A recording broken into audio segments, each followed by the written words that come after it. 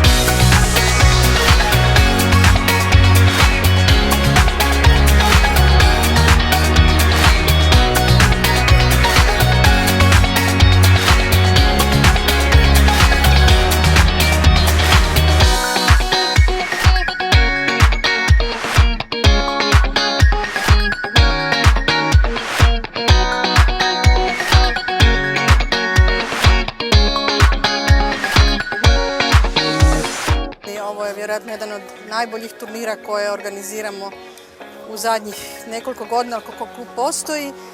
Posjećenost je vrlo dobra, atmosfera je krasna. Prvenstvo Hrvatske za mlade konje i finale Croatia Kupa za natjecatelje je bilo na vrlo velikoj razini. Vidjeli smo nekoliko novih mladih konja koje do sada nismo imali prilike vidjeti. Lokalni klubovi, mali klubovi trebali bi imati podršku lokalne zajednice jer konjički sport nije jeftin sport, ali je masovan, u njemu su ravnopravni i muškarci i žene i djeca i osobe sa invaliditetom.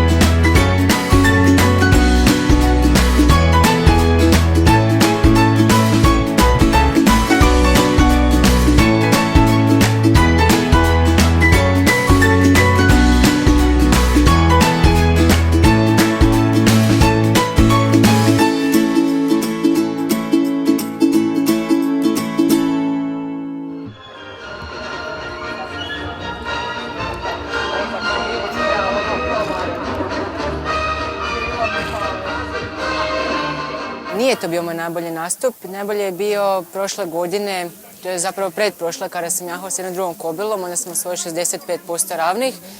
Ove godine je bilo 64 nešto, ali jako blizu, jako blizu.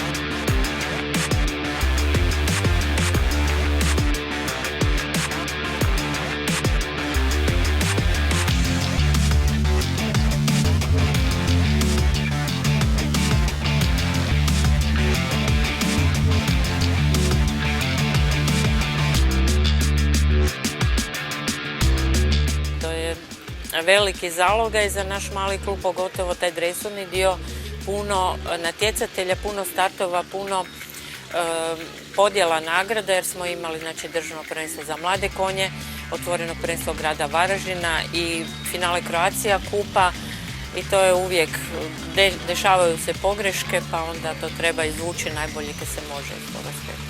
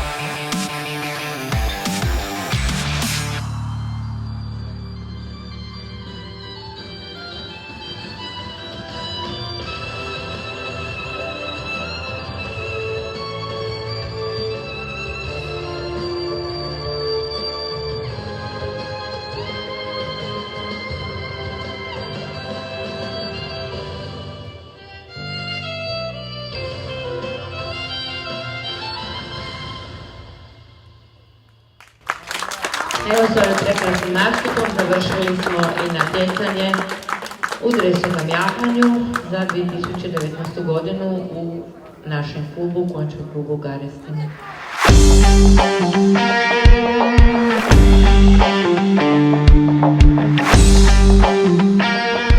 Karlo ima i lentu kao pobjednik finala Croatia kupa koju sponzorira Hrvatski konjički savez.